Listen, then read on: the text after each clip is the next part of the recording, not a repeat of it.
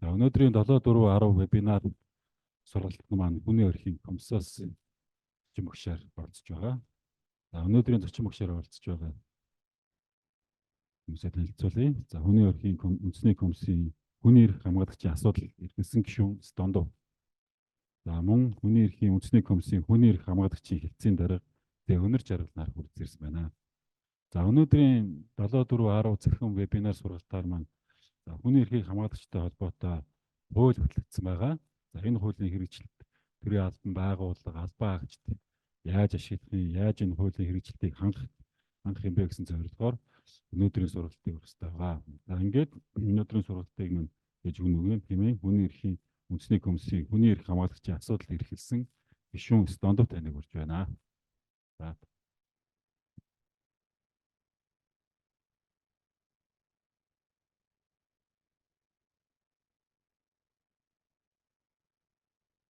За та бүхэнд өглөөний мэнд хүргэе. Тийм өнөөдөр бид төрийн албаны зөвлөлтөй хамтран хүний эрхийн үндэсний комиссоос хүний эрхийн хамгаалагчийн эрх зүйн байдлын тухай хууль батлагдсантай холбогдсон хүний эрхийн хамгаалагчийн эрх зүйн байдлын талаарх энэ сургалтыг та бүхэнд хийх гэж байна. За ер нь бол 2021 онд улсын хурлаас хүний эрхийн хамгаалагчийн эрх зүйн байдлын тухай хууль батлагдсан гарсан. За үүнтэй холбогдоод үндсэндээ хүний эрхийн хамгаалагчийн асуудал эрхэлсэн гишүүн 2022 онд одоо улсын хурлаас батлагдсан. За ингээ үүний батлагдсантай холбогдоод, томилогдсонтой холбогдоод ингээ хүний эрхийн хамгаалагчийг хамгаалах шинэ механизм бол үндсэндээ хуулийн хүрээнд үйл ажиллагаа механизмын хүрээнд одоо эхэлсэн гэж ингэж үзэх боломжтой. За ингээд та бүхэн хүний эрхийн хамгаалагчийг одоо хамгаалах тогтолцоо өнөөдөр ямар журмаар ажиллаж байна уу? За хүний эрхийн хамгаалагчийн эрх зүйн байдлын тухай хуулинд хүний эрхийн хамгаалагчийг хамгаалах ямар тодорхой заалтууд орсон.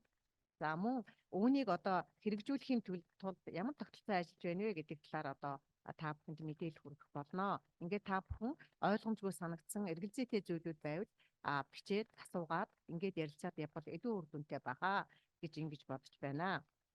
За ингээд хүний эрхийг хамгаалагчийн одоо олон улсын тогтолцооны талаар бид эхлээд товчхон мэдээлэл өгнө. За дарааш нь үндэсний хэмжээнд одоо ямар байна вэ гэдэг талаар ярилцсан. За ер нь хүний эрхийн хамгаалагчийн онцлог нь юу юм? Тэ хуулийн заасан зарчмууд нь юу? Хүний эрх хамгаалагчийн эрх нь одоо ямар хэмжээгээр одоо олгогдсон? Харин хориглох зүйлүүд нь юу вэ гэдэг талаар бас бид мэдэх болно.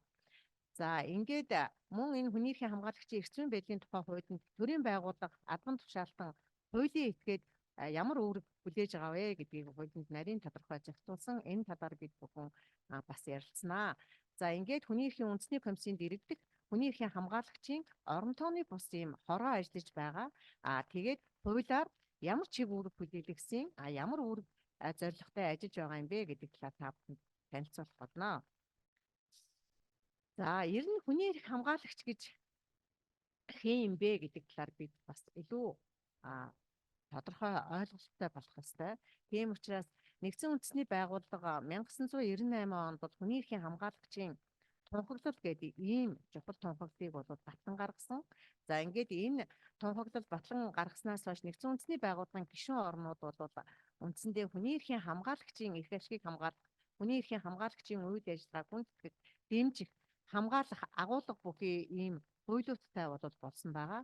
За мөн нэгдсэн үндэсний байгууллагын гэрээний хородоос Монгол Улсын засгийн газарт бол хүний эрхийн хамгаалагчийг хамгаалах эрх зүйн орчинтай болох талаар бол удаадараа засгийн газарт үлэмжирсэн. За мөн хүний эрхийн хамгаалагчийн талаар одоо ажилладаг тусгай илтгэгч бол бас Монгол улсад эрхтэй хүний эрхийн хамгаалагчийн талаарх бие даасан юм хуультай болох асуудал бол Монгол улсад их чухал юм аа. Монгол улс бол ардчилсан орн юм. За ардчилсан орны одоо хамгийн гол чухал асуудал бол хүний эрхийн хамгаалагчдыг хамгаалах энэ асуудал их чухал байдаг гэдгийг онцлон тэмдэглэсэн байгаа. Ингээд ер нь хүний эрхийн хамгаалагч гэдгийг тэр нэгдсэн үндэсний байгууллагын тунхаглал болоод Монгол улсын их хурлаас батлан гаргасан хүний эрхийн хамгаалагчийн эрх зүйн байдлын тухай хуулинд хэрхэн томьёолсон талаар одоо хэдүүлээ ярилцъя гэж ингэж бодож байна. Ер нь бол ганцаараа болон бусдтай хамтран тийм ээ орон нутгийн үндэсний бүсийн хэмжээнд олон улсын хэмжээнд хүний эрхийг хамгааж хөхүүлэн дэмжиж хамгаалж байгаа хүн бол хүний эрхийн хамгаалагч юм аа гэдэг ийм өргөн тодорхойлтыг бол хүний эрхийн хамгаалагчийн тунхаглалд бол заасан. За мөн Монгол Улсын хүний эрхийн хамгаалагчийн эрх зүйн байдлын тухай хуулинд ч энэ заалтыг мөн одоо нэлээд ийм тодорхой байдлаар оруулж өгсөн юм аа. За хүний эрхийг хамгаалагчид хориглох буюу одоо хэн хүний эрхийн хамгаалагч биш вэ гэсэн талаар бид нар бас мэдэх ёстой. За ер нь бол хүний эрхийн хамгаалагч гэдэг бол тайван замаар үйл ажиллагаагаа явуулдаг. Ямар нэгэн хүч хэрэглэхгүй хэн нэгнийг одоо дарамтлж айлган сүрдүүлж замд хийлгүүгээр үйл ажиллагаагаа явуулах ёстой гэсэн ерөнхий агуулгын хүрээнд бол аливаа хүчирхийллийг зөвшөөрөхгүй байх ёстой. Ямар нэгэн байдлаар түүнийг дэмжсэн, урайлсан ийм үйл ажиллагаа явуулах юм бол энэ хүний эрхийн хамгаалагч биш байх нэ гэж ингэж үздэг. За мөн хүний эрхийн түгээмэл шинжийг үгүйсгэж байгаа явдал бол хүний эрхийн хамгаалагч биш ээ. За хүний эрхийн түгээмэл шинжийг үгүйсгэнэ гэдэг нь юу вэ гэдгээр зэрэг Монгол улс бол хүний эрхийн түгээмэл тунхаглалд болоод иргэний болон улсын эрхийн тухай олон улсын пакт, эдийн засаг нийгэм соёлын эрхийн олон улсын пакт гэх мэтийн хүний эрхийн биелд одоо ордог энэ чухал олон улсын гэрээ конвенцуудад бол нэгдэн орсон байгаа. Энд бол одоо хүний эрхийг хүндлэх, хамгаалах, бие биендээ хүндэтгэлтэй хандах, хүний наад захын одоо амьд явах, эрүүл мэндэ, эрүүл аюулгүй орчинд амьдрах, үзэл бодлоо чөлөөтэй илэрхийлэх гэх мэтийн ийм түгээмэл эрхүүдийг бол одоо нарийн тодорхой хуульчилсан байдаг. Тийм учраас энэ хүний эрхийн түгээмэл шинжүүдийг үгүйсгдэггүй байх нь хүний эрхийн хамгаалагчийн хамгийн гол чухал анхаарах зүйлээ гэдгийг анхаарах ёстой. За мөн хүний эрх гэдэг бол өөрийнхөө эрхийг хамгаалахаас гадна бусдын эрхийг зөрчснөөр одоо хүний эрхийг зөрчлөө гэсэн ийм үйлдэл бол бий болдгоо. Тийм учраас бусдын эрхийг дордуулсан алхам хийх тохиолдолд хүний эрхийн хамгаалагч болохгүй. Тийм учраас хүний эрхийн хамгаалагч гэдэг бол одоо хүний эрхийг дээдлсэн, бие биенээ хүндэлсэн, хүний эрхийн чиглэлээр үйл ажиллагаа явуулж байгаа хэн бүхний одоо үйл ажиллагааг дэмжсэн, хамтран ажилласан ийм үйл ажиллагаа байх нэ гэж ингэж ойлгож байна. За хүний эрхийн хамгаалагчийг бол хүмүүс бас тэгж ойлгодог. Энэ би хаанаас хүний эрхийн хамгаалагч гэдгийг одоо тодорхойлуулж авах вэ? Би хүний эрхийн хамгаалагч юм аа. Тийм учраас надад нэг ийм албан ёсны ийм тодорхойлол хэрэгтэй байна. Тийм учраас энэ хүний эрхийг хамгаалах үйл ажиллагаа явуулж байгааг маань хэн тодорхойлох ёстой вэ? Энэ бол албан тушаал юм уу? Эсвэл ямар нэгэн ийм байнгын ийм доктортой үйл ажиллагаа явуулдаг хүн байх ёстой юу гэдэг асуудлыг бол их асуудаг. Тийм учраас хүний эрхийг хамгаална, хүний эрхийн хамгаалагч байна гэдэг бол тийм бие даасан албан тушаал бол бас биш юм аа. Энэ бол маш өргөн агуулгатай хүний эрхийн чиглэлээр үйл ажиллагаа явуулж байгаа ийм одоо иргэн мөн төрийн албан хаагч, за мөн иргэний нийгмийн байгууллагын төлөөлөл болоод хүний эрхийн хамгаалагч байдаг гэж ингэж ойлгож байна. За энэ үйлдэл нь бол хүчирхийллийн бус аргаар тайван замаар хийгдэж байж сая хүний эрхийн хамгаалагч болдгоо гэдгийг бас айгуу сайн ойлгох хэрэгтэй. За хүний эрхийн үндэсний комиссийн тухай хуулийн 5 дугаар зүйлд бол хүний эрхийг хамгаалах тогтолцоо гэж юу вэ гэдгийг их тодорхой зааж өгсөн. Тийм учраас хүний эрхийг хамгаалах тогтолцоог бүрдүүлж байгаа субъектүүдийг бол нэг бүгдчлэн тодорхой зааж өгсөн. За үүнд бол Монгол Улсын ерөнхийлөгч, улсын их хурл, засгийн газар, шүүх, прокурор, цагдаа, за мөн хүний эрхийн үндэсний комисс, за мөн иргэдийн хурлыг бол одоо иргэний нийгмийн байгууллагыг бол хүний эрхийг хамгаалах тогтолцооны гол бүрдүүлэгч хэсгээ гэж ингэж үзсэн. Тийм учраас төрийн албан хаагчид ч гэсэн одоо мэргэжлийнхээ хүрээнд үйл ажиллагаа, хүний эрхийн чиглэлээр үйл ажиллагаа явуулаад салбарынхаа хуулийг хэрэгжүүлж байгаа ийм хүний эрхийн хамгаалагчтай гэж ингэж ойлгож болох хуулийн үндэстэй. За хүний эрхийн хамгаалагчид тавигдах хамгийн гол шалгуур бол хүний эрхийн түгээмэл шинжүүдийг бүлээн зөвшөөрдөг байх ёстой. Энэ нь Монгол улсын одоо нэгдэн орсон олон улсын гэрээ конвенцуудыг мэддэг, түүнд заасан одоо чухал эрхүүдийг бүлээн зөвшөөрдөг, түүнийгээ үйл ажиллагаанд удирдлага болгодог ийм чухал ажил бол төрийн албан хаагчдын нэм тэргуунд анхааруулж захих хамгийн чухал зүйлээ гэдгийг бас хэлэх ёстой. За аливаа хүний эрхийн чиглэлээр үйл ажиллагаа явуулж байгаа хэн боловч тайван замаар, хүчирхийллийн бус замаар үйл ажиллагаагаа явуулах ёстой. Ингэхдээ хүний эрхийн тодорхой мэдлэгүүдтэй тэр тодорхой мэдлэг мэдлэгэн дээрээ суурилсан үйл ажиллагаа явуулах нь одоо төрийн албан хаагч жинхэнэ хуулийн хүрээнд олон улсын нэгдэн Оросын гэрээ конвенцуудынхаа хүрээнд үйл ажиллагаагаа явуулж байна гэж үзэх хуулийн үндсэлтэй. За хүний эрхийг хамгаалах чиглэлээр үйл ажиллагаа явуулж байгаа хувь хүн бүлэг хүмүүс бол хэн нэгний өмнөөс тийм ээ хүний эрхийн аливаа асуудлаар үйл ажиллагаа явуулах ийм чадвартай субъектүүд бол бас байх ёстой. За тухайлбал хүний эрхийн хамгаалагчийн эрх зүйн байдлын тухай хуулинд бол хүний эрхийн хамгаалагчийн үйл ажиллагааг төлөөлөн ажиллаж болно гэж ингэж бас хуульчилсан байдаг. Тийм учраас хүний эрхийг хамгаалах, хүний эрхийн хамгаалагчийн үйл ажиллагааг явуулна гэдэг бол хүний эрхийн наад захын стандартуудыг эзэмшсэн хүний эрхийн чиглэлээр өөрийнхөө мэдлэг ур чадварыг байнга дээшлүүлдэг хүний эрхийн талаар олон улсын хэмжээнд болоод Монгол улсын хэмжээнд ямар шин зарчмууд, шин ойлголтууд бий болж байна вэ? Энэ дээр анхаарал хандуулдаг байх ёстой. Ёстой юм аа.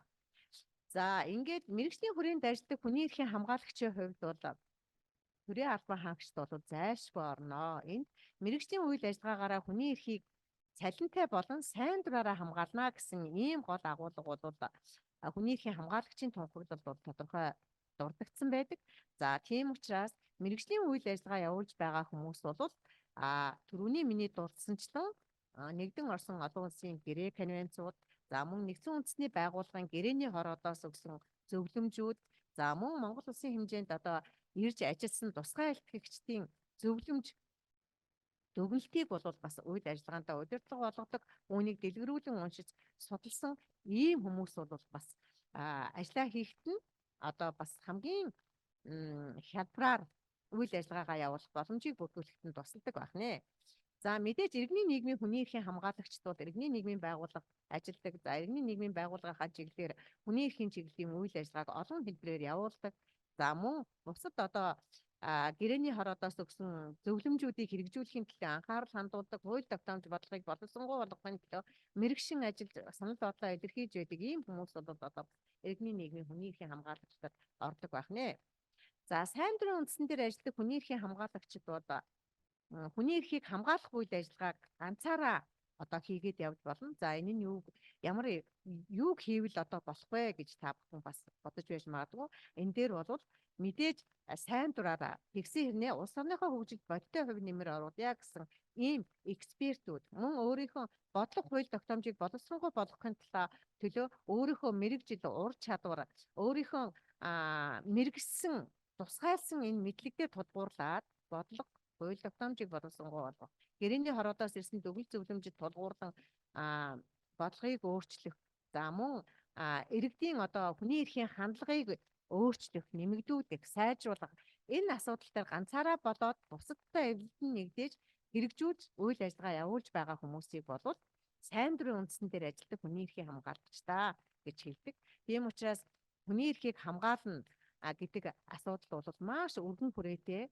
Хүний эрхийн соёлыг төлөвшүүлж Монгол улс одоо хөгжлийнхөө одоо тодорхой алхмуудыг ингэж хийж байх нь одоо ойлгомжтой асуудал. Тийм учраас төрийн албан хаагчид, жирийн иргэд хинч вэ бие биенээ хүндэлдэг, бие биенээ сонсдог, асуудал гарвал дугуй ширээг тойроод ярилцдаг, асуудлаа хуулийн хүрээнд шийдвэрлэж чаддаг.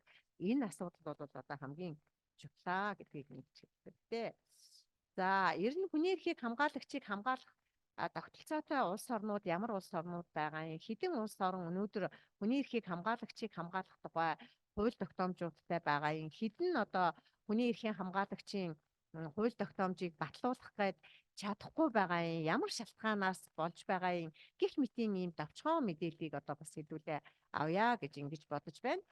За үндсэндээ хүний эрхийг хамгаалагчийг хамгаалах асуудал бол анх хамгаалагчийг одоо хамгаалагчийн талаарх бодлоготой болсон, хуультай болсон орн бол 2007 онд Бразил улсад одоо хүний эрхийн хамгаалагчийн талаарх анхны хууль батлагдсан. За үндсэндээ олон улсын хэмжээнд бол хүний эрхийн хамгаалагчийг хамгаалах энэ хуультай орн бол үндсэндээ 13 улс байна. Тэгэхээр зэрэг нэлээд ийм цөөхөн гэхдээ эдгээр бол бүгд ардчлалыг одоо хөгжүүлж байгаа, ардчлалыг одоо дэмжиж байгаа, иргэдийнхээ одоо сайн сайхан амьдралын төлөө улс орны хөгжлийг одоо бодиттой бодит одоо нөхцөл байдал тулгуурласан бусад улс орнуудын шилдэг одоо туршлагуудыг өөрсдийнхөө орны онцлогт одоо тохируулан хэрэгжүүлж байгаа ийм улсуудаа гэж ингэж болно. За үндсэндээ хуулиа баталсан ч гэсэн одоо парламентаараа ороод батлагдаагүй байгаа ийм 4 улс байна. За мөн боловсруулалтынхаа шатанд одоо хүний эрхийн хамгаалагчийн талаар боловсруулалтынхаа шатанд явж байгаа 15 улсууд байна. За мөн дипломат зааварчилгаа аваад үндсэндээ хуулиа бэлтгэх ийм үйл явцыг одоо хэрэгжүүлж байгаа ийм 32 улсууд байна. За ингээд үндсэндээ хүний эрхийг хамгаалагчийг хамгаалах тогтолцоотой улс орнуудын тухайд бол ер нь бас цөөхөн боловч чанартай хуулиудтай ийм улс орнууд байгаа. За манай Монгол улсын хувьд бол Азийнхаа төвшөнд бол одоо анх хүний эрхийн хамгаалагчийн эрх зүйн байдлын тухай хуулийг баталсан ийм орн юм аа.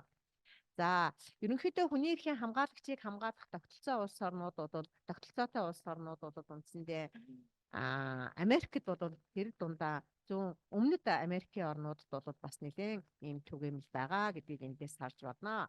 За Монгол улсын хүний эрхийг хамгаалагчийг хамгаалах үндэсний тогтолцоо хэдэн оноос эхлээд ямар одоо процесстэй явж байна вэ гэдэг талаар хэдүүлээд авч танилцъя. За 2021 оны 4 сарын 2-нд бол хүний эрхийн хамгаалагчийн эрх зүйн байдлын тухай хууль улсын хурлаас батлагдсан гарсан. За 2021 оны 7 сарын 1-ээс бол энэ хууль бол одоо улс орон даяар мөрдөгдөж эхэлсэн. За ингээд 2022 оны 6 сарын 2-нд бол улсын хурлаас хүний эрхийн хамгаалагчийн асуудал эрхэлсэн гишүүнийг бол томилсон байгаа. За ингээд үндсэндээ Монгол улсад бол хүний эрхийн одоо хамгаалагчийг одоо хамгаалах ийм үндэсний тогтолцоо бол одоо ажиллаж эхэлсэн гэж ингэж хэлж болох үндэстэй. За ингээд хүний эрхийн үндэсний комиссийн бүтц зохион байгуулалтын хувьд бол та бүхэн мэдэж байгаа. За хүний эрхийн үндэсний комисс бол үндсэндээ 6 гишүүнтэй комиссийн даргатай. За мөн иргэний нийгмийн зөвлөл одоо бас хүний эрхийн үндэсний комиссийн үйл ажиллагааг дэмжих чиглэлээр одоо ажилладаг. За мөн тамгын газрын даргатай. За мөн энд 6 комиссийн гишүүнээс бол 3 комиссийн гишүүн бол одоо хүний хувийн мэдээлэл аюулгүй байдал эрхэлсэн гишүүн бол бие даасан ийм хилцтэй энэ асуудлыг одоо хариуцаад явж байдаг. За хүний эрхийн хамгаалагчийн асуудал эрхэлсэн гишүүн бол мөн одоо доороо хилцтэй энэ асуудлыг бие даагаад хариуцаад явдаг. За мөн эрүүл шүүлтээс урьдчилан сэргийлэх асуудал эрхэлсэн гишүүн бол бас одоо мөн бие даагаад ингээд энэ асуудлаа хариуцаад ингээд явдаг. За бусад 3 гишүүн бол үндсэндээ нийтлэг асуудлуудаа хариуцаад ингээд ажилладаг. За хүний эрхийн хамгаалагчийн асуудал эрхэлсэн гишүүний доор нэг хилцэс байна. Тийм хүний эрх хамгаалагчийн хилцэс ажиллана. За хүний эрхийн хамгаалагчийн хилцэс бол хүний эрхийн хамгаалагчийн орон тооны бус хороо гэж одоо бас энэ хороог одоо дэмжиж үйл ажиллагааг одоо хийхэд нь дэмжлэг үзүүлэх. За мөн хүний эрхийн хамгаалагчийн орон тооны бус хорооноос гаргасан дүгнэлт гарахт нь дэмжлэг үзүүлэх зорилготой ажиллаж байгаа ийм механизм бол ажиллаж байна. За комиссийн тухайд бол захиргаа удирдлагын хилцтэй, за хүний эрхийн сургалт сурталчилгааны хилцтэй, судалгаа дүн шинжилгээ хяналтын хилцтэй, гомдол мэдээлэл шалгах хилцтэй түүний одоо бие даасан 3 хилцс бол ингээд ажиллаж байна. За гадаад хамтын ажиллагааны дасаг бол ингээд ажиллаж байгаа. За ер нь хүний эрхийн хамгаалагч гэдгийг бол түрүүн бид ингээд ярьсан. Ер нь ганцаараа эсвэл бусдтай эвлэн нэгдээд хүний эрх хамгаалах үйл ажиллагаа явуулж байгаа. Түүнд оролцож байгаа хүн бол хүний эрхийн хамгаалагч юм аа. Тийм учраас хүний эрхийн хамгаалагчийн үйл ажиллагааг дэмжих үйл ажиллагаанд нь одоо хүндэтгэлтэй хамтарч ажиллах явдал бол одоо бас төрийн үүрэг болохыг нь хуульчилсан байгаа. За энийг бол дараа нь бид дараагийн слайднаас тодорхой харах болно.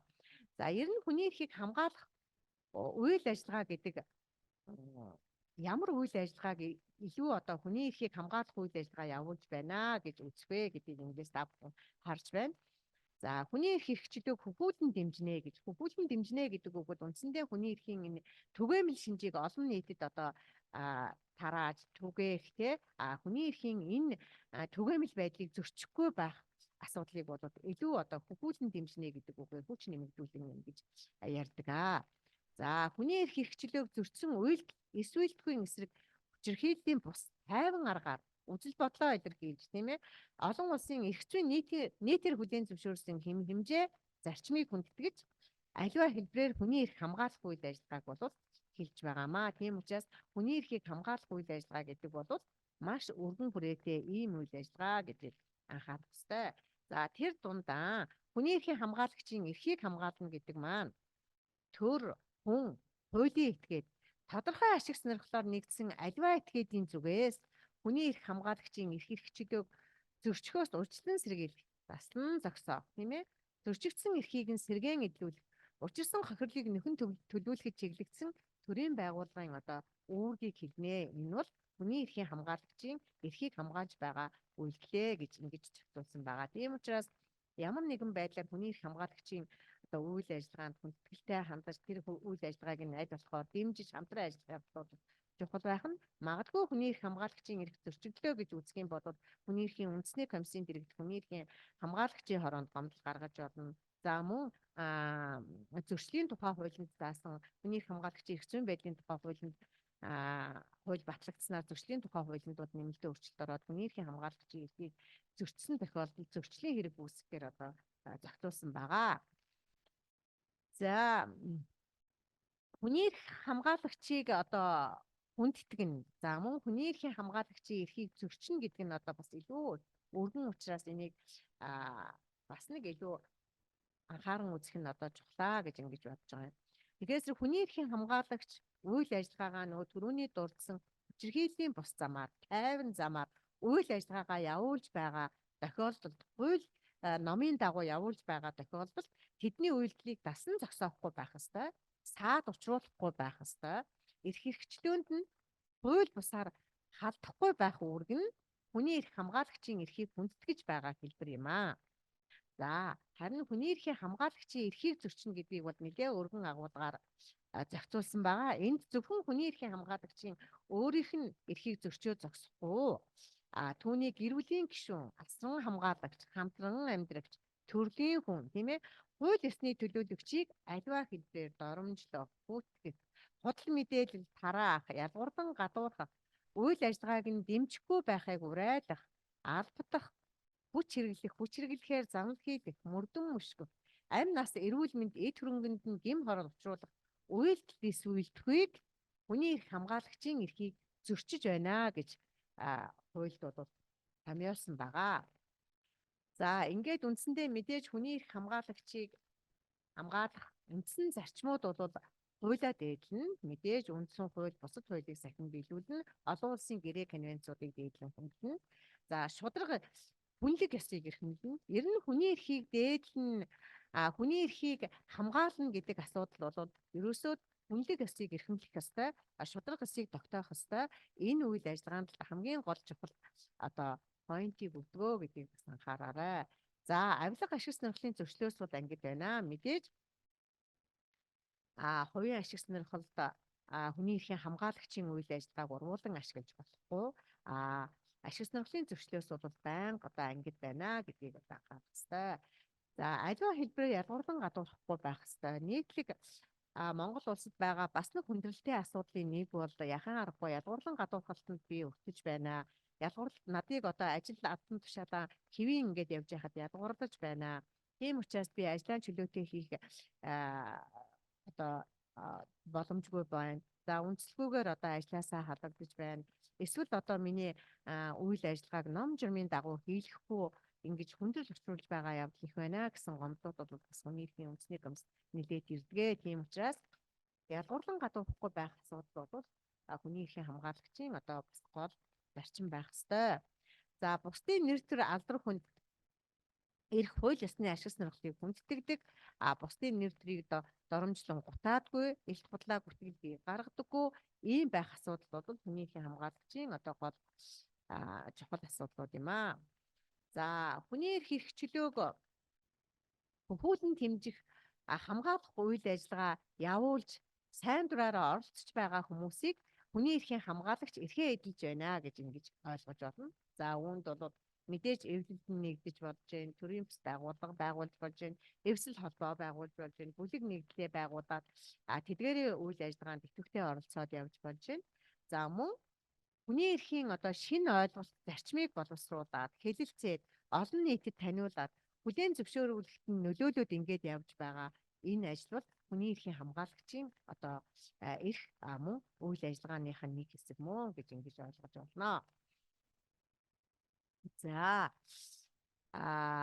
ер нь бол хүний эрхийн хамгаалагч бол зөвхөн үндэснийхээ хэмжээнд ажиллах биш тийм ээ, гадаад улсын бүс нутгийн болон олон улсын байгууллагатай харилцах, хамтран ажиллах явдал нь бол нээлттэй чөлөөтэй байх ёстой.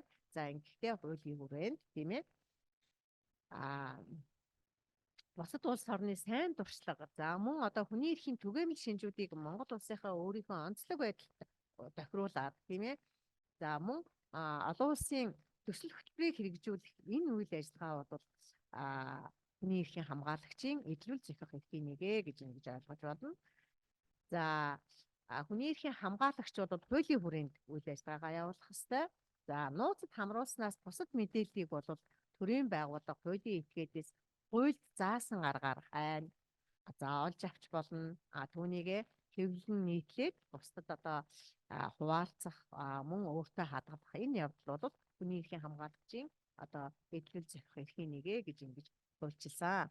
Гэхдээ хүний эрхийн хамгаалагч бол олж авсан мэдээллийн их сурвалжийг тийм ээ тухайн хүний эрхийн зөрчил арилж эрхэн бүрэн сэргээгдэх хүртэл хугацаанд бол нууцлах ийм үүрэгтэй байдгаа гэдгийг бас их сайн анхаарах ёстой. Хүний эрхийн хамгаалагчийн үйл ажиллагаа хийж байгаа бол энэ хүний хувийн мэдээллийг хамгаалах тухай хуулийн дагуу тийм ээ хүний одоо мэдээллийг бусдад тарааж түгээхгүй байх.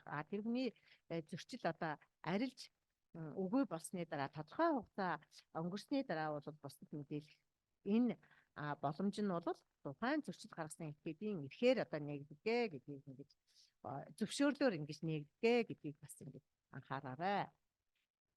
За бодлогыг боловсронгуй болгох, улс орныхоо хөгжилд үнэтэй хувь нэмэр оруулъя гэж ингэж бодож байгаа хүмүүс бол ихэвчлэн одоо хууль тогтоомжийн төсөлд одоо саналаа өгөх тийм ээ, олон нийтийн одоо анхаарал хандуулах, тодорхой санал боловсруулах, хэлэлцүүлэх, хууль тогтоогчид одоо энэ асуудлаа хөрвүүлэх. Энэ асуудал бол хүний эрхийн хамгаалагчийн хамгийн чухал одоо хийж гүйцэтгэл зохих ажлын нэг байдаг. За энэ бол манай төрийн албан хаагчид бол гарч байгаа өөрийнхөө одоо ажиллаж байгаа салбарын хүрээнд гарч байгаа хууль тогтоомжуудыг боловсронгуй болгох, олон улсын стандартад нийцүүлэх, нэгдэж орсон гэрээ конвенцуудын үзэл хандлагыг одоо шингээх. За тухайн нөхцөл байдлыг одоо амьдрал онол хоёрыг одоо тохируулсан энэ бодит боломжуудыг бол одоо гаргах, энийгээ одоо хоорондоо хэлэлцэн ярилцах. За мөн энэ асуудлаа хууль тогтоогч төрийн эрх барих дээд байгууллагад одоо хөрвүүлэх. Энэ асуудал нь бол хүний эрхийн хамгаалагчийн хувьд нээлттэй байдаг гэдгийг анхаарах ёстой. За мөн хууль тогтоомж бодлогын баримт бичгийн хэрэгжилтэнд бол дүн шинжилгээ хийгээд шаардлагатай одоо санал зөвлөмжөө боловсруулж өгөх асуудал бол улс орны хөгжилд чухал үнэтэй хувь нэмэр болж байдаг. За тийм учраас хууль тогтоомжийн одоо хэрэгжилтийн талаар за мөн хүний эрх эрхчлөөг хангах хамгаалах зорилгоор санал хүсэлтээ гаргах, гомдлоо гаргах, хүний эрхийн зөрчил, хууль бус үйлдэлд анхаарлыг нь хандуулах, энэ талаар бусдад мэдээлэх явдал бол одоо хөгжилд хувь нэмэр оруулж байгаа. Хүний эрхийн одоо байдлыг сайжруулахад одоо хувь нэмэр оруулж байгаа ийм чухал асуудлаа гэж ингэж ойлгох ёстой. Ер нь бол аливаа санал гомдол одоо үр дүнтэй шүүмжлэл гэдэг бол ажлыг урагшлуулж байдаг, хөгжил тодорхой хэмжээгээр хувь нэмэр оруулж байдаг гэдгийг маш энгийнээр ойлгож түүнийг одоо бодлоготой тухайн хууль тогтоомжийг хэрэгжүүлэхдээ одоо анхаарах, тэр хүн ямар асуудлаар бидэнд шүүмжлэл өрнүүлж, ямар асуудлаар анхаарал хандуулахыг бидэнд одоо санал болгож байна вэ гэдэг дээр анхааралтай хандаж байх явдал бол их чухлаа гэдгийг анхаарах нь зөв юм аа. За хүний эрх хэрэгчлөө хөвгүүлэн дэмжих хамгаалах зорилгоор хүний эрхийн хамгаалагч бол тухайн этгээдийн одоо гаргасан зөвшөөрлөөр одоо түүнийг төлөөлж болно гэж ингэж хуульчилсан байгаа. Гэхдээ энэ төлөөлөл нь бол заавал бичгээр байна шүү гэдгийг одоо бас хуульчилсан байгааг анхаарах хэрэгтэй. Тэгэхээр зэрэг энэ хүний эрхчлөө хөвгүүлэн дэмжих хамгаалах зорилгоор хэн нэгэн этгээдийг одоо түүний зөвшөөрлөөр нь төлөөлөх ийм үйл ажиллагаа хийж байгаа хүний эрхийн хамгаалагч бол тухайн тэр төлөөлж байгаа субъектээс одоо илүү мэдлэгтэй байх, ижил тэнцүү хүний эрхийн талаар ойлголт мэдлэгтэй байх, тэр хүнийг төлөөлж чадахгүйц одоо тухайн асуудлаар одоо практикийн болон онлын одоо бусад асуудлаараа илүү мэдлэгтэй байх ёстой ийм хүн байдгаа гэдгийг бас ойлгох ёстой. За мөн шүүх хуралдаан нийтийн сонсголт бол ажиллагчаар оролцох явдал бол нээлттэй байна. За төрийн байгууллага албан тушаалтан хууль тогтоомж Монгол улсын олон улсын гэрээг дагаж мөрдөж байгаа эсэхэд одоо байр сууриа илэрхийлэх асуудал бол бас чухал. Яагаад гэвэл Монгол улс ийм гэрээ конвенц нэгдээд орчсон олон улсын өмнө нэгдсэн үндэсний байгууллагын өмнө дүрмд заасан ийм үүргүүдээ одоо хэрэгжүүлэхгүй байгаа нь манай улс орны цаашдын одоо хөгжилд дэмжлэг болгох бусад томоохон төсөл хөтөлбөрүүд гэдэг юм уу бусад одоо хөгжлийн томоохон юм гаргалгаа гаргах үйл явдал одоо төв бэрхшээл учруулах би энэ талаар нь анхаараарай. Энэ асуудлыг илүү манайхан орхигдуулсан байна уу? Байна шүү. Гэх мэтийн ийм санал санаачлагууд бол гаргаж байр сууриа илэрхийлэх нь бол бас чөлөөтэй байдаг. За мэдээж шүүх хуралдаанд оролцох асуудал бол хуулиар зохицуулсан байдаг. За шүүх хурлыг хаалттай хийх асуудлыг бол эрүүгийн хэрэг хянан шийдвэрлэх тухай хууль, иргэний хэрэг шүүхэд хянан шийдвэрлэх тухай хууль, захиргааны хэрэг шүүхэд хянан шийдвэрлэх тухай хууль гэх мэтийн тусгай шүүхүүдэд одоо хэрэгжүүлдэг процессын хуулиуд бол тодорхой заасан байгаа. Тийм мэдээж тэр хуулиар хоригдсноос бусад тохиолдолд бол шүүх хуралдаан нийтийн сонсголт бол ажиглагчаар оролцох эрх бол нээлттэй байдаг байна. За өөрийн болон бусдын эрх хэрэгчлөөг зөрчсөн үйлдэлийн талаар олон улсын хүний эрхийн байгууллагад хандан гомдол гаргах асуудал бол бас одоо чөлөөтэй байх нэ. Тийм учраас энэ талын ойлголт мэдлэгтэй байх олон улсын гэрээний хороодод одоо ямар журмаар гомдол гаргахгүй хүний эрхийн шинэ механизм бол хүний эрхийн зөвлөлд хэрхэн одоо гомдол мэдээлэл гаргах вэ гэдэг асуудлаар бас тодорхой ийм мэдлэгтэй ойлголттой байх асуудал бол хүний эрхийн хамгаалагчийн хамгийн чухал хэсэг нь байдаг. За хүний эрх хамгаалагчийн хувьд үйл ажиллагаа явуулаад түнд нь одоо ямар нэгэн байдлаар халдлага төртөх ч юм уу түүнээс болоод эрхэн зөрчигдсөн болвол за мөн одоо эдийн бус одоо хохирлоо барагдуулах нөхөн төлбөр авах эрхийг нь одоо хөлчилж өгсөн байгаа. За мэдээж эдийн бус хохирол гэдэг дээр бол манайхан сайн ойлгож байгаа. Эдийн бус хохирлоор бол одоо сэтгэл санааны хохирлыг нөхөн төлөвлөх асуудалаар манай шүүх шинжилгээний тухай хуулинд нэмэлт өөрчлөлт орсонтой холбогдоод сэтгэл зүйн одоо учирсан хохирлоо бодвол холбогдох сэтгэл зүйчээ дүгнэлтээ гаргуулад бусад холбогдох нотлох баримтуудаа бүрдүүлээд хууль журмын дагуу явхад бол энэ бас сэргээгддэг юм мод бол хийгдэж байгаа гэдгийг анхаарах ёстой. За ингээд зөрчигдсөн эрхийн сэргийлэх асуудал бол хүний эрхийн хамгаалагчийн нэг чухал эрх байх нэ гэж ингэж ойлгож байна. За хүний эрхийн хамгаалагчид бол мэдээж хориглох зүйлүүдийг бол бид түрүүнд авч дурдсан байгаа. За үүнд хүчирхийллийн арга хэрэглээд хэн нэгнийг доромжлоод бүтгээд эсвэл одоо хүч хэрэглэхээр замд хийлээд айлган сүрдүүлээд ийм тайван бус аргаар үйл ажиллагаа явуулахыг уриалахыг бол илт хоригддог. За хүний эрх хамгаалагчийн үйл ажиллагааг хувийн ашиг сонирхолд ашиглах явдлыг бол хоригддог. За мөн хүний эрх хэрэгчлөө бусдын нэр төр алдар хүнд ажил хэргийн нэр хүндийг бутаах явдал бол хүний эрхийн хамгаалагчид одоо зайлшгүй хориглох энэ хуулийн зохицуултыг одоо оруулсан байна. За ингээд хүний эрхийн хамгаалагчийн эрх зүйн байдлын тухай хуулинд бол төр хүний эрхийн хамгаалагчийн өмнө ямар үүргүүдийг хүлээх вэ гэдэг асуудлыг нэгөө тодорхой ингэж зохицуулж өгсөн байгаа. Тэгээд та бүхэн хүний эрхийн хамгаалагчийн эрх зүйн байдлын тухай хуулийг бол бас ийм жижигхэн ийм хууль байгаа. Тэгээд та бүхэн ажлынхаа цаг боломжоор хүний эрхийн хамгаалагчийн эрх зүйн байдлын тухай 21 онд батлагдсан энэ хуулийг бол бас уншиж ихээр нь ингэж танилцаарай гэж ингэж бас хүсэх байна. За мэдээж төр бол үндсэн хуулиараа иргэдийнхээ эрх хэрэгчлөөтэй байлгах энэ бүх хууль зүйн баталгааг одоо хангах энэ чухал үүргийг бол хүлээсэн. Тийм учраас төр бол хүний эрхийг хүндэтгэх, бүхүүлэн дэмжих, хамгаалах үүргээ бол хүлээж байна. За ингээд хүндэтгэн гэдэг нь бол төрийн байгууллага албан тушаалтан олон улсын гэрээгээр хүлээсэн үүргээ зөрчихгүй байх нэ. За мөн төрийн албан хаагч болон аливаа 3 дахь читгээд хүний эрхийг зөрчихөөс урьдчилан сэргийлэх зөрчсөн тохиолдолд хариуцлага тооцох зөрчигдсөн эрхийг нь сэргээх механизмыг бол одоо бүрдүүлэх үүрэгтэй байх нь. За хүмүүс хүний эрх хэрэгчлөөгөө эдлэх нөхцөл бололцоог нь одоо бүрдүүлэх бүхий л одоо боломжийг нь одоо хангаж өгөх ийм үүрэгтэй байх нэ. За ингээд хүний эрхийн үндэсний байгууллагууд болвол төр хүний эрхийг хүндэтгэх, хамгаалах, үүргээ биелүүлэхэд нь дэмжлэг үзүүлэх дотоодын ийм бие даасан хараат бус механизм аа. Энэ нь бол хүний эрхийн үндэсний байгууллага гэдэг маань Монгол улсын хувьд бол хүний эрхийн үндэсний комисс.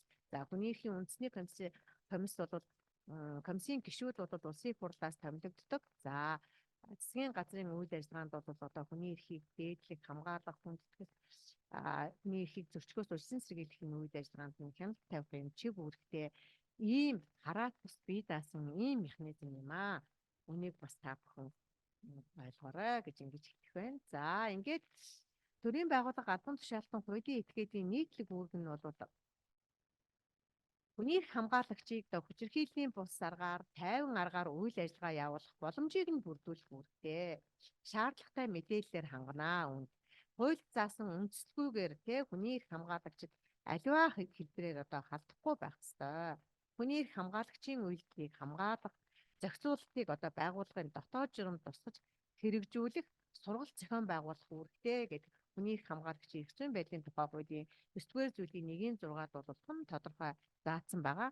Тийм учраас хүний эрхийн үндэсний комиссийн хүний эрхийн хамгаалагчийн хэлтс үндсэндээ одоо хүний эрхийн хамгаалагчийн үйлдэлийг хамгаалах энэ зохицуулалтыг төрийн байгууллага хуулийн этгээд ямар хэлбэрээр хийвэл хамгийн оновчтой байж болох вэ гэсэн энэ зааварчилгааг бол үндсэндээ гаргаад ингээд ажиллаж байна. Цаашд бол төрийн албаны тухай хуулийн заасны дагуу мөн хөдөлмөрийн хууль заасны дагуу энэ хүний эрхийн хамгаалагчийн эрх зүйн байдлын тухай хууль заасны дагуу бусад хуулиудтай уялдуулаад хамгийн оновчтой, хамгийн боломжтой, хамгийн хэрэгжилж болох үйл хялбар аргаар ямар ч аргаар одоо дотоод журамд нь юм уу эсвэл ёс зүйн дүрмд нь юм уу журамд нь юм уу яаж оруулах илүү оновчтой вэ гэдгийг бол бас энэ зааварчилгааг дахин нягтлж хянаж үзээд ингээд одоо оруулах энэ асуудлыг бол хийнэ. За мөн хуулийн этгээд хэрхэн ямар арга замаар ямар зарчмаар хөдөлмөрийн дотоод журамдаа хүний эрхийн хамгаалагчийн үйлдэлийг хамгаалах зохицуулалтыг оруулж болох вэ гэдэг зааварчилгааг бас мөн бэлдсэн байгаа. За ингээд төрийн албаны болон хуулийн этгээдийн дотоод журамд оруулах энэ журмынхаа талаар бол бид нэгдсэн үндэсний байгууллагын дэд комиссарын газартай хамтран ажиллаж тэр хүмүүсийн одоо зөвлөгөө, санал мөн өөрийнхөө орны онцлог нөхцөл байдал, хууль тогтоомжуудын одоо оновчтой байдлуудыг ингэж харгалзан үзээд ингээд энэ хүний эрхийн хамгаалагчийн үйлдэлийг хамгаалах зохицуулалтыг бол дотоод журамд оруулах асуудлыг бол тусгайлан ажил болгож хэрэгжүүлэх болно. За үүнээс гадна хүний эрхийн хамгаалагчид хардсан тухай мэдээлэл гомдлыг шийдвэрлсэн хариу гомдол гаргагчид болон хүний эрхийн хамгаалагчийн хороонд бичгээр хүргүүлнэ гэсэн ийм тодорхой заалбал мөн одоо хүний эрхийн хамгаалагчийн эрх зүйн байдлын тухай хуулийн 9-д бол тодорхой заасан байгаа юм. Тийм болохоор энийг одоо магадгүй хүний эрхийн хамгаалагч тухайн би өөрөө хүний эрхийн хамгаалагч юм аа. Ийм үйлдэл гаргасан чинь надад одоо ийм төвхтэй байдал учраад байна гэдгийг тухайн ажиллаж байгаа байгууллагынхаа захиргаанд мэдэгдэх. Тэгээд тэр байгууллагын захиргаанд дотоод журамдаа хэрхэн зохицуулснараа юм уу эсвэл одоо ёс зүйн дүрм журамдаа зохицуулснаар юм уу асуудлыг шийдвэрлээд магадгүй шийдвэрлэж болохоор бол шийдвэрлэхээр бүх бид нэр үнэхээр энэ зайлшгүй хүний эрхийн үндэсний байгууллагын хүний эрхийн хамгаалагчийн хороонд хандах ёстой юм байна гэж үзвэл хүний эрхийн үндэсний комиссд одоо гомдлыг бол шийдвэрлэх хэрвээ өөрсдөө шийдвэрлсэн бол хариу гомдол гаргагчдаа 1% нөгөөд хүний эрхийн үндэсний комиссийн дэргэд ажиллаж байгаа хүний эрхийн хамгаалагчийн хороонд бол бичгээр хүргүүлэх ёстой гэж ингэж наривчлан зохицуулсан байгаамаа. Тийм учраас энэ хүний эрхийн хамгаалагчийн үйлдэлийг хамгаалах зохицуултыг байгууллагын дотоод журамд тусгахдаа ямар хэлбэрээр байвал илүү одоо манайд зохимжтой оновчтой байна вэ гэдэг агуулгаар энэ зааврыг бол зааварчилгааг бол гаргасан гэж хэлэхэд болно. За дараагийн нэг асуудал бол за энэ аргачлалын талаар би бас товчхон та бүхэнд юу яая гэж ингэж бодож байна. Тэгэхээр зэрэг ер нь бол энэ юунд бол зөвхөн одоо хүнийхээ хамгаалагчийн эрхийг хамгаалах хүндэтгэх агуулга бүхий дотоод журмандаа зохицуулалт оруулахаас гадна сургалтын хөтөлбөртөө бол хүний эрх болон хүний эрх хамгаалагчийн эрхийн талаарх агуулгыг тусган сургалтыг одоо зохион байгуулж байх ёстой гэсэн энэ тодорхой заалтууд бас орсон юм. Тийм учраас төрийн албаны зөвлөлтөй мөн одоо ярилцаад одоо цаашдаа одоо төрийн албан хаагчдад орж байгаа сургалтанд зайлшгүй хүний эрхийн хамгаалагчийн энэ нарийн онцлог нөхцөл байдлуудыг тусгасан ийм сургалтын хөтөлбөрийг оруулах асуудлыг бол бид бас ярилцсан зөвөө гэж ингэж бодож байгаа. За хууль бусаар хүний эрх хамгаалагчийн эрхийг хязгаарлахгүй, зөрчихгүй байх. Хүний эрхийн зөрчлөөс урьдчилан сэргийлэх арга хэмжээг бол бас хэрэгжүүлэх талаар ажил олгогчийн одоо үүрэгт бол оруулж үйлчлэх ёстой гэж ингэж заасан.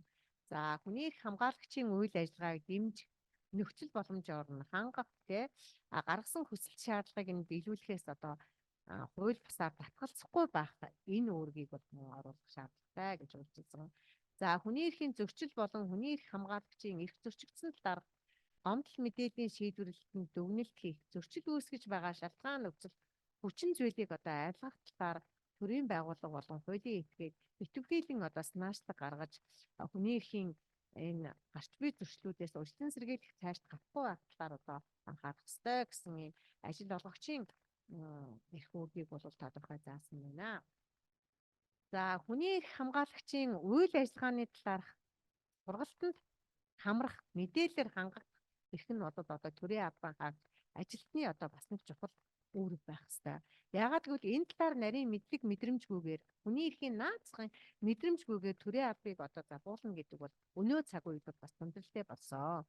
Тийм учраас бид анхан наад захын мэдрэмж гэдэг маань хүний эрхийн мэдрэмж гэдэг юу вэ гэхээр бие биенээ хайрлах, бие биендээ хүндэтгэлтэй хандах, хэн нэгэнд ялгууртай хандахгүй, ядгуурлан гадуурхалтын эсрэг үйл ажиллагаа явуулж байж төрийн алба маань эрүүл, шударга, хүний эрхийг дээдлсэн, хуулиа дээдлсэн ийм одоо алба байна гэдэгт бол одоо дэлхийд даяараа итгэж байна. Тийм учраас одоо хүний эрхийг хүндлэх, дээдлэх асуудал байна.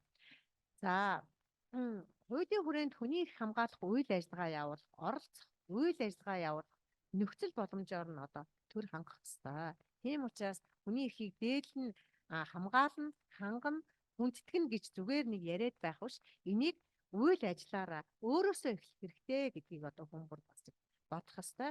За хүний эрх гэдэг бол маш энгийн. Тэр бол нэг тийм айхтар нарийн хууль дүрм мэдсэн байхаасаа илүү бие биенээ хайрладаг, хүндэлдэг, хүний ясаар хүндэтгдэг, бие биенийхээ хэлж байгаа ярьж байгаа зүйлд анхааралтай ханддаг. Ингээд тэрэн дээрээ тулгуурлаад хууль намаа хэрэгжүүлдэг байх. Энэ явдал хамгийн чухал. Тийм учраас хүний эрх гэдэг юмыг бол одоо гадны орноос хэн нэгэн том албан тушаалтнаас би суралцсанаа гэж ингэж бодох хэрэггүй. Зөвхөн хажуудаа байгаа хүнд хүндэтгэлтэй хандах ёстой. Тэр хүний ярьж хийж байгаа зүйлийг нь анхааралтай дуустал нь сонсох ёстой. Асуудлыг нь шийддэг байх ёстой. Хамтраад ажилладаг байх ёстой. Ямар асуудал чамд байна вэ? Дугуй ширээ тойроод ярилцах, оролцоонд тулгуурласан, бие бинийгээ хүндэтгсэн энэ үйл ажиллагаа бол хамгийн наад захын хүний эрх юм аа гэдгийг бас ойлгох хэрэгтэй.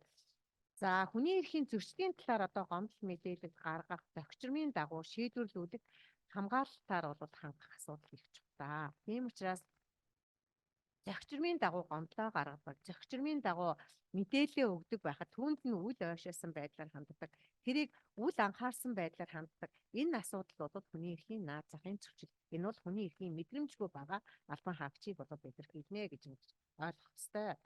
За ингээ хүний эрх хамгаалагчийн талаар хүлээсэн үүргийн одоо хэрэгжилтийн талаар бол шаарддаг байх ёстой. Энэ бол яхаа аргагүй төрийн албан хаагчийн хэвлэл зохих одоо үйл ажиллагаа үүргийнх нэгэ гэж ингэж ойлгож байна.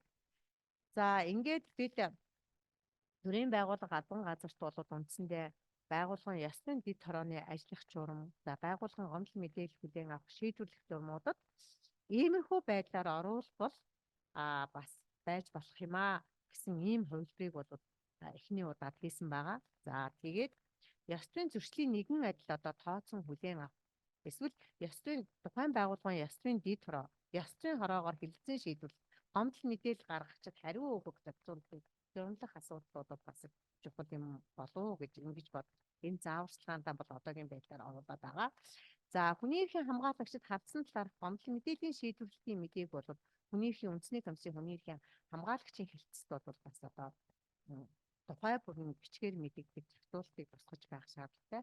Магадгүй хүний эрхийн хамгаалагч чин талаарх гомдлыг хэд хэдэн удаа одоо гомдлыг нь аваад асуудлыг нь шийдвэрлсэн бол хүний эрхийн үндэсний комиссид одоо мэдээлэх ёстой гэж ингэж хуульчилсан байгаа учраас энийг ийм байдлаар зохицуулах нь илүү хялбар байж болзошгүй. Гэхдээ энийг бол бид нэлээд бас эргэж ярилцаад тэгээд энэ хамгийн одоо боломжтой хуулиар одоо зохицуулах нь илүү чухлаа гэсэн ийм байр суурьтай байгаа.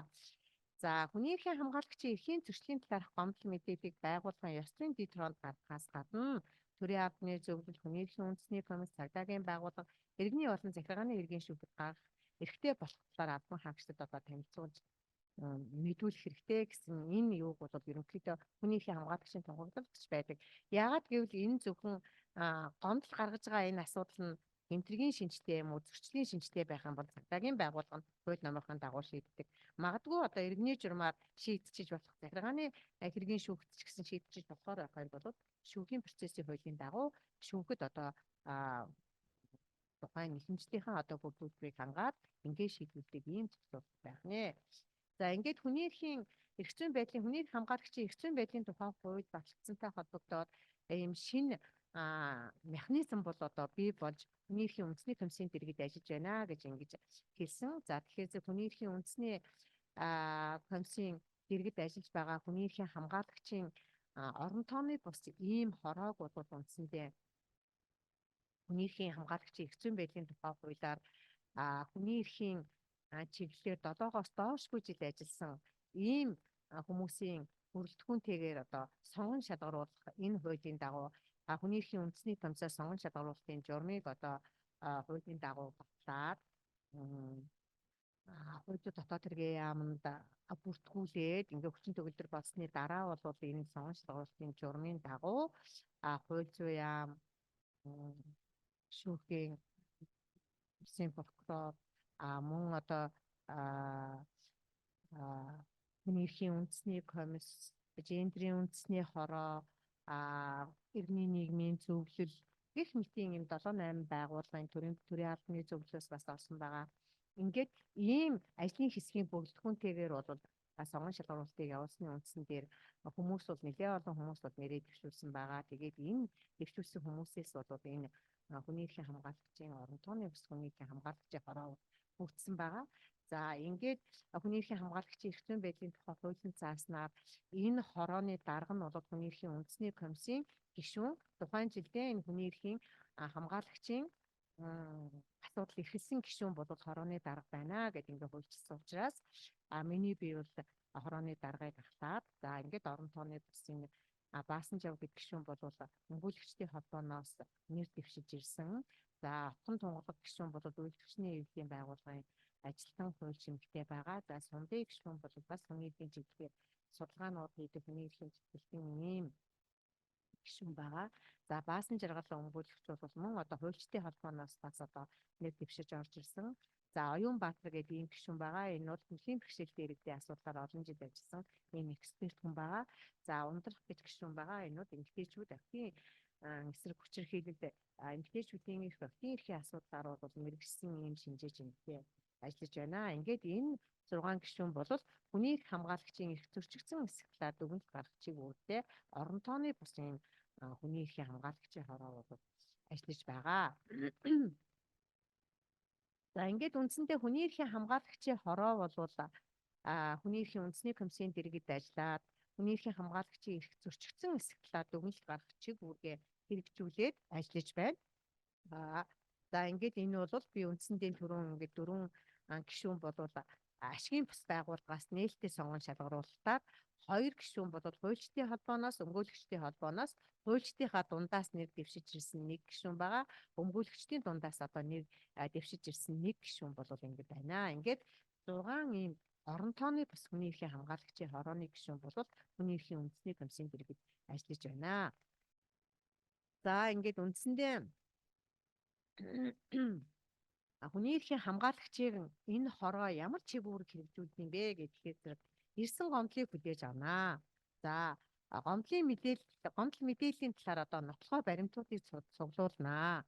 За хүний эрхийг хамгаалагчийг хамгаалах хэрэгцээ шаардлагыг тодорхойлох тус хуулийн одоо 11-8-д заасан эрсдлийн үнэлгээ хийнэ. За үүнээс гадна бас магадгүй хүний эрхийн хамгаалагчид аюултай нэн даруй одоо тухайн хүний аюулгүй байдлыг хангах зайлшгүй шаардлагатай болов хүний эрхийн үндэсний комиссийн дэргэдэх хүний эрхийн хамгаалагчийн хороо бол аюулын цэргийн аргачлалыг одоо мөн ашиглаад аюулын цэргийг нь үнэлээд нэн даруй одоо цагдаагийн ерөнхий газрын дэргэдэх гэрч хагчийг хамгаалахыг төсөлд бол аюулгүй байдлыг нь хангах асуудлаар одоо мэдээлэл өгч энэ аюулгүй байдлыг нь хангаж үздэг.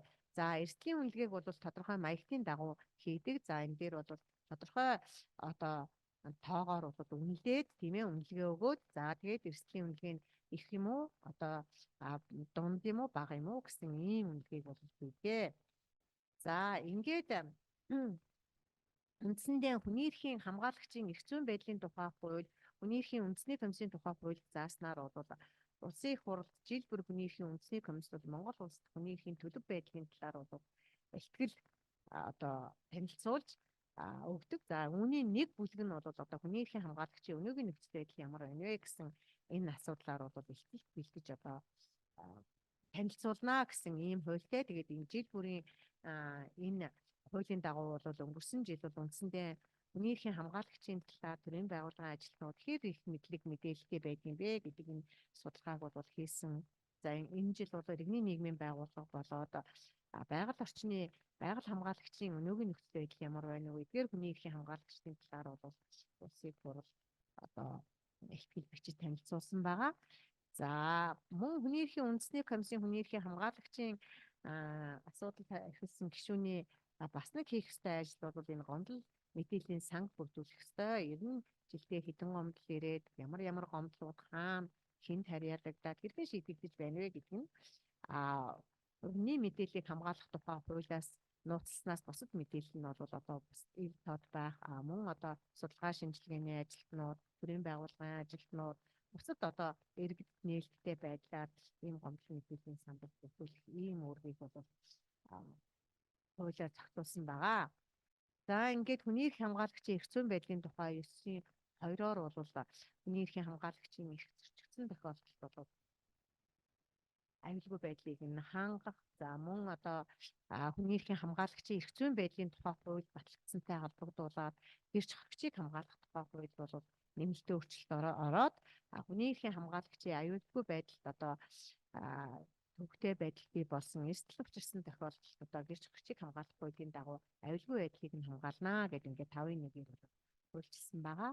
За мөн хүний эрхийн хамгаалагчийн эрх зүйн байдлын тухай хууль батлагдсантай холбогдоод цагдаагийн байгууллагын үйл ажиллагааны код журамд бол 511 гэсэн ийм заалтууд нэмж орсон байгаа. За энэ заалтанд бол ямар журам орсон бэ гэхээр зэрэг хүний эрхийн хамгаалагчийн эрх зөрчигдсөн талаархын эрсдлийн үнэлгээ, аюулын цэргийн аргачлал зэргийг бол одоо код журамд оруулснаар хүний эрхийн хамгаалагчийн эрх хэрхэн зөрчигдсөн талаар одоо дүгнэлт гаргах ийм боломжтой. За ингээд үндсэндээ хүний эрхийн хамгаалагчийн аюулгүй байдлыг хамгаалах асуудал бол одоогийн байдлаар цагдаагийн ерөнхий газрын дэргэд гэрч хагчийг хамгаалах хэрэгцээ бол аюултай тохиолдолд аюулгүй байдлыг хангах ийм ажиллагаа бол хийгдэж байна. За мэдээж ингээд хүний эрхийн хамгаалагчийн эрх зүйн байдлын тухай хууль тогтоомж дагуу одоо хүлээлгэх хариуцлага бол мэдээж төрийн албаны тухай хуулинд бол төрийн албан хаагч эрх үүргээ зөрчсөн тохиолдолд хариуцлага хүлээхийг зөвшөөрсөн. За мөн эрүүгийн болон хуулиар хариуцлага хүлээх зохицуулсан байгаа. За ингээд би маш товч байдлаар та бүхэнд хүний эрхийн хамгаалагчийн эрх зүйн байдлын тухай хуулийн талаар болон өнөөгийн байдлаар одоо хэрэгжиж байгаа механизмын талаар товчхон мэдээлэл өглөө.